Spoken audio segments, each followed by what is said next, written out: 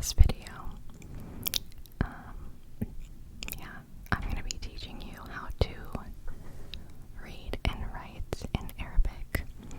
I'm thinking of making this a series, so this might be the first part of the series.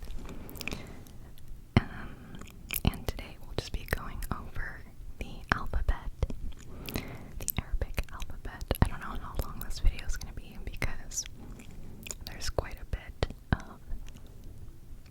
material to go over, but I hope it's not too long.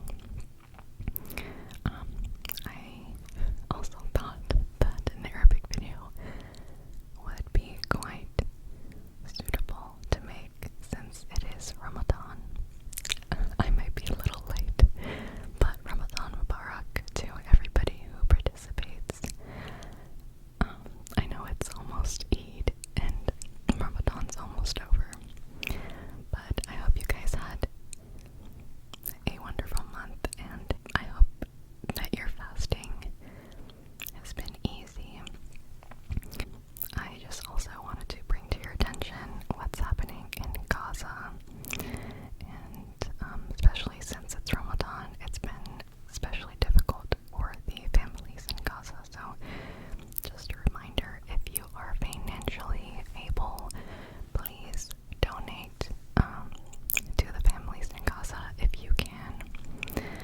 I've left some reliable links in the description, so feel free to help out if you can. Thanks so much for listening. Alright, let's get on with the video. The way that the Arabic alphabet is separated is actually really interesting because there are specific families in Arabic, especially with the alphabet.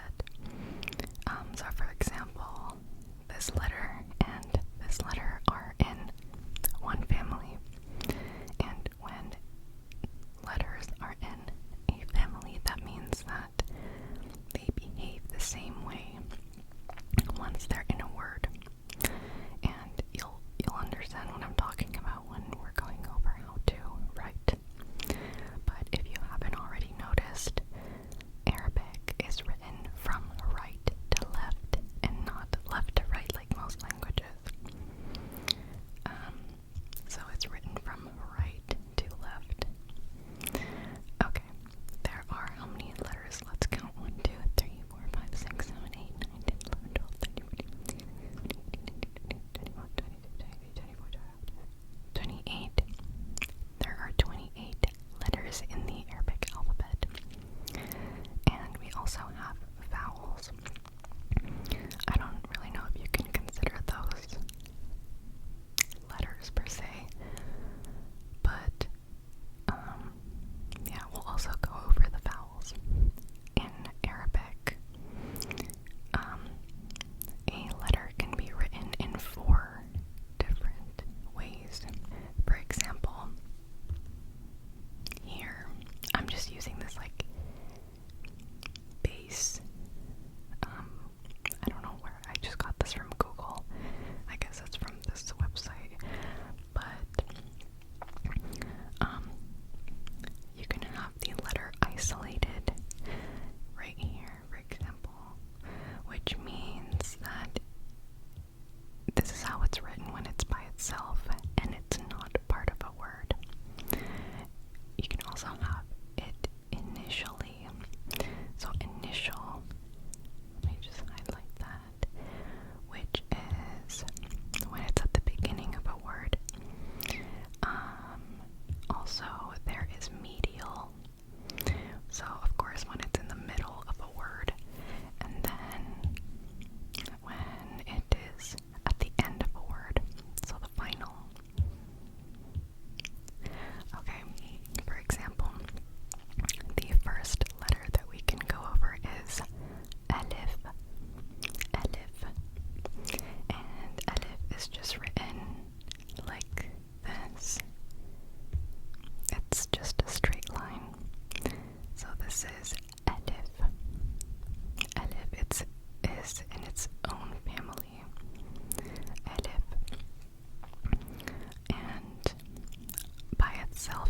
is just a straight line. And this is kind of equivalent to the English letter A, or the sound A, like in cat. So let me just write cat. Initially, it kind of just looks like that, alif, and medially, it looks like this if it's in the center, and if it's at the end of a word, it's written like this. It's actually really, really funny how